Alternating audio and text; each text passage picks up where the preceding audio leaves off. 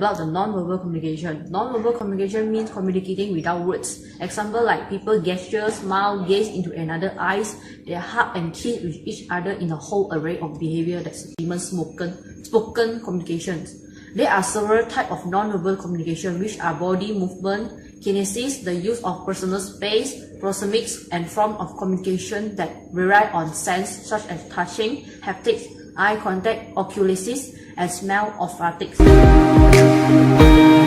Kinesis means communication through body movement. Every culture uses body posture, facial expression, hand gesture, and movement to communicate non-verbally.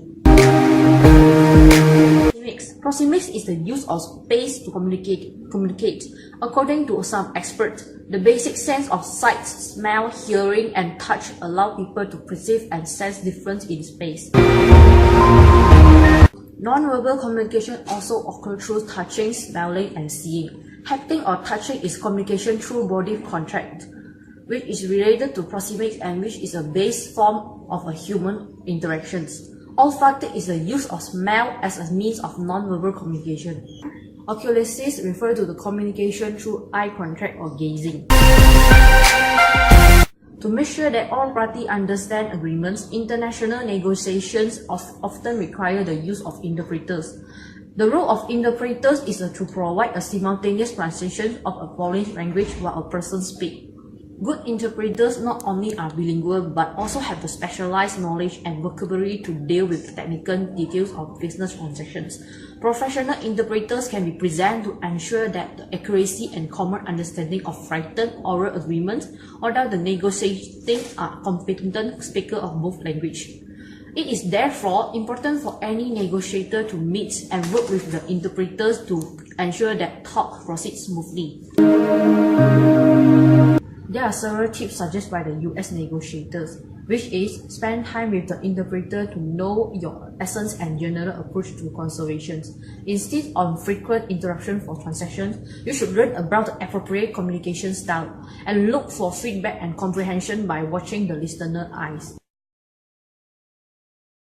International negotiation is more complex than domestic negotiation.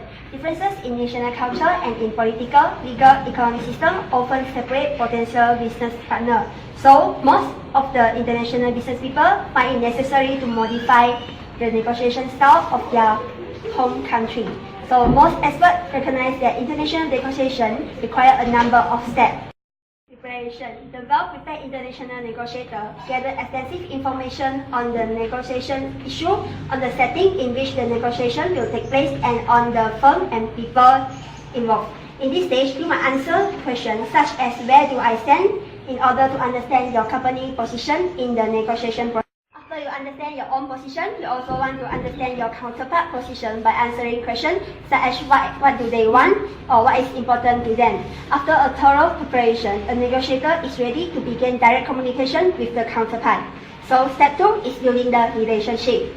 At this stage, negotiators do not focus on the business issue, but rather concentrate on social and interpersonal matters. Negotiation partners get to know each other personally. They develop opinion regarding the personality of the negotiator, what they are really like, and what are their really goals, and whether they can really be trusted. So this phase often takes place at different from the formal negotiation sites.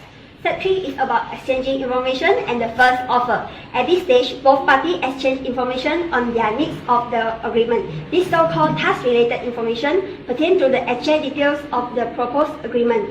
Typically, both sides make a formal presentation of what they desire out of the relationship, such as quantity, characteristic, and price of a product. They present their first offer, which is their first proposal of what they expect from the agreement. National and business culture influence what information is given and requested, how the information is presented, and how close the initial offer is to the actually expected or hoped for specification in the agreement. Continue the step 4 is persuasion. In persuasion stage, each side in this negotiation attempt to get the other side to agree to its position. There are two general types of tactics, such as standard verbal and non-verbal negotiation tactic, and some dirty trick. In verbal and non-verbal negotiation tactics such as promise, trade, and recommendation, non-verbal communication such as body facial expression, is dirty trick in international negotiation. Dirty trick, which means negotiation tactic that pressure an opponent to accept unfair agreement. There are some examples of common play in international negotiation, such as deliberate deception, stalling, escalating authority, good guy, bad guy routine, you are wealthy and we are poor, and old friends.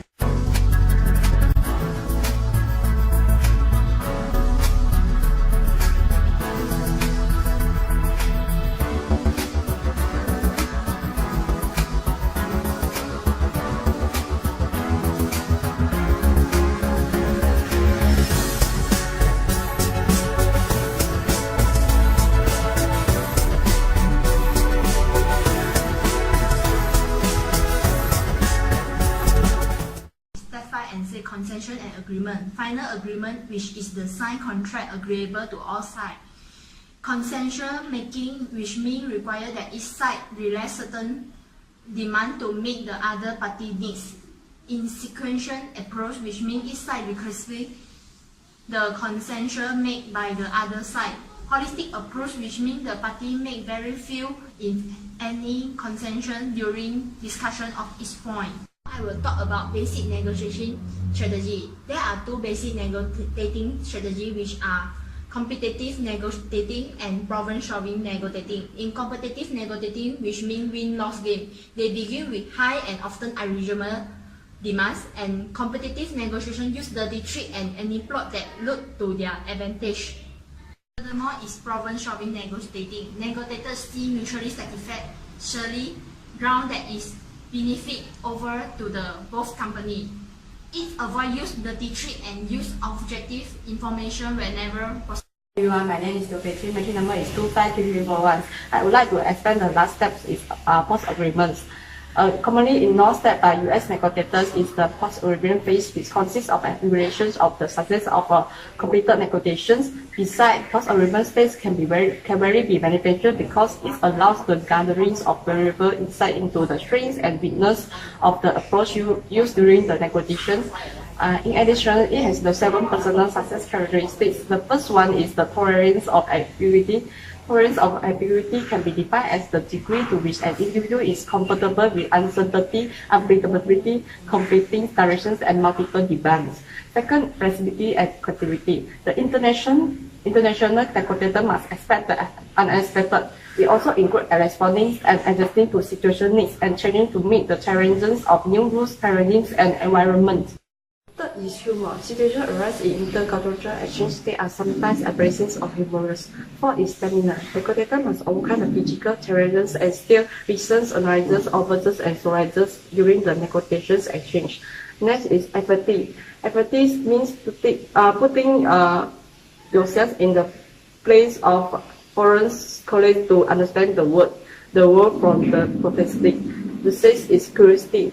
Manager with the genuine curiosities and respect concerning other cultures often discover subtitles that a task-oriented negotiator misses.